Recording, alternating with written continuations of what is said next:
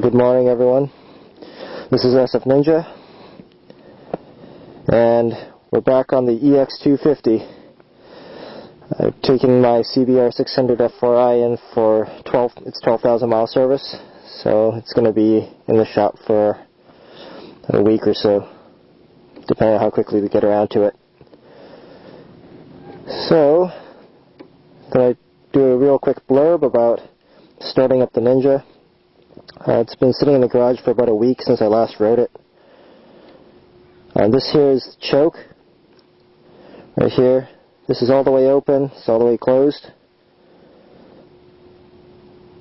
And basically, if you're going to start it after a long period of time, or I guess if it's a cold temperature day, by increasing the amount of choke, you're enriching the amount of fuel in the mixture, fuel-air mixture to the engine. The throttle actually doesn't add more gas, it actually increases airflow. So the more you crank it open, the more air goes into the mixture. You can't quote me on any of this because I'm not an expert on mechanical things about motorcycles, which is why I take my motorcycle in for its regular services. I have changed the oil on this bike, that's about the only thing I've done. So here's what I'm going to do. I'm going to just try and start it without the choke. You normally don't necessarily want it on full choke, because if you do, you could flood the engine, and that just makes it very more difficult and inconvenient to start. So this is why I like fuel injection. I like the fuel injection on the F4i, because you never have to think about these things. But this is an older technology from, I guess, the early 80s. I was looking at a 2006 model at the shop yesterday, of the 2006 Ninja, and it's exactly the same bike as this 2003 model. They don't change it or update it in any way, it seems. So, yeah, so it doesn't start easily, necessarily. There we go. So that's typically what happens. So I'm going to open up the choke. I'm going to go full choke and see what happens then. Another thing is, once you get it going, you don't want to be sitting there idling for like 5 minutes. You just want to get it going, put it in gear, and just go. So that's what we're going to try and do here. Full choke. Turn ignition. You don't want to leave your ignition on if you're not doing anything, because you're just going to waste your battery. There we go.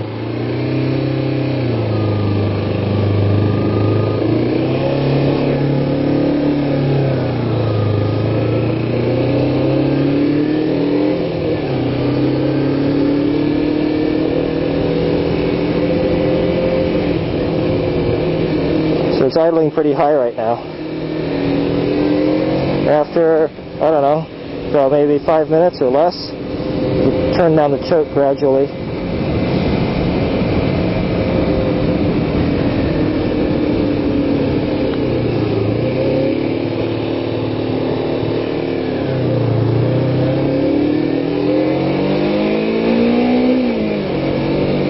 what I'm going to do here, I'm going to turn down the choke a little.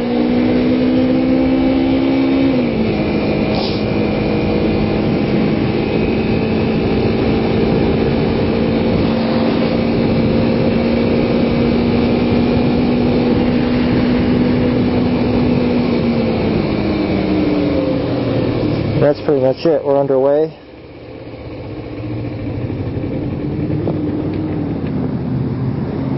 And the bike is stalled.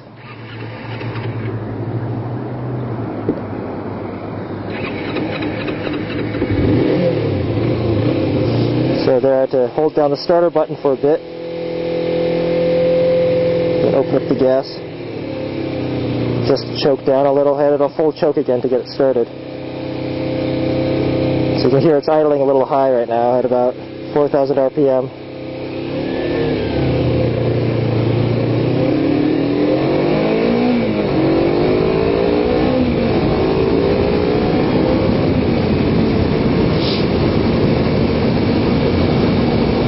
Maybe I need to talk a little bit louder. I think I was just mumbling the last few minutes.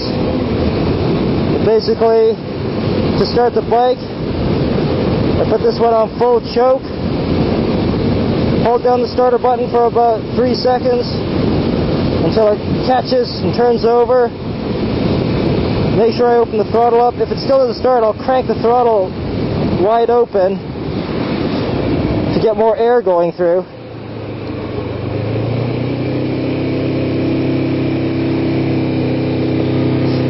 And the effect of this right now is I've got the choke about 3/4 open. It's idling about 4K.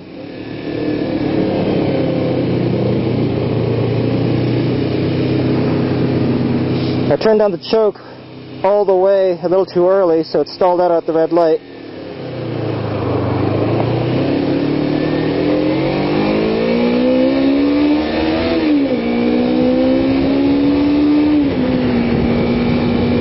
So what I did then was I cranked the choke wide open again, but this time instead of just pressing the starter button, I cranked open the throttle wide open as well as I was holding down the starter button. And that got it to start up again. So I'm going to leave the choke partially open for a bit longer here, about 3/4, just to make sure it doesn't stall out at another stop. That tends to be what happens when I turn on the choke too early. I let the engine get warmed up.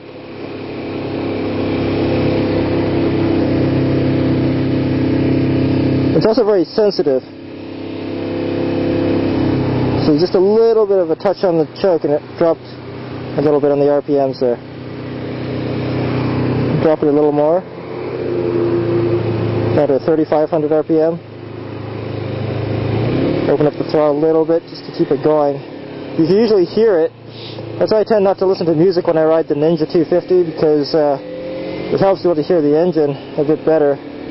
Especially on this bike. This bike is a lot more finicky, a little more quirky and inconsistent compared to the CBR.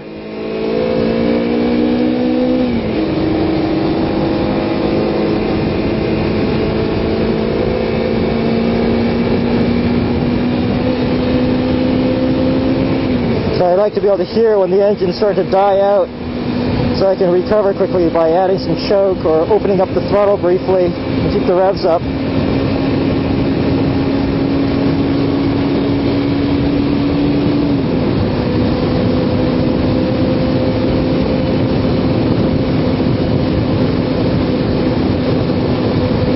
This bike also has a decent number of miles on it compared to most, I guess.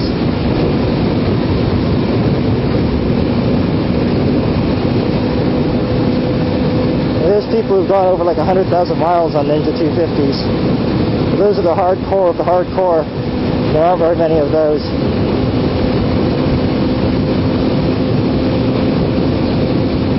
So right now I'm riding with the high beams on, just for improved visibility.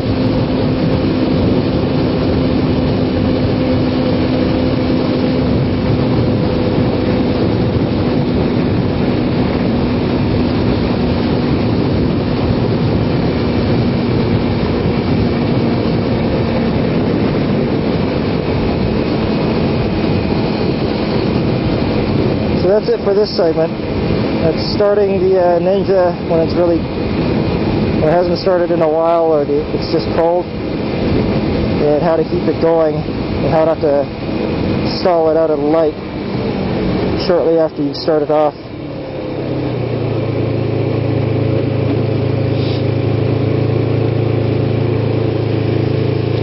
I'm going to try and see if there's a model helicopter place right in this park somewhere. So I want to go and check that out.